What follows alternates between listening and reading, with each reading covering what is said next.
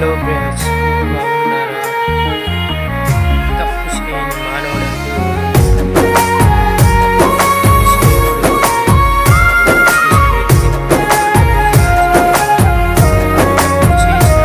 పెద్ద గిలాస నిండా సాయలల్లాడవరొట్టే ముంచి తినిపించింది కడుపులా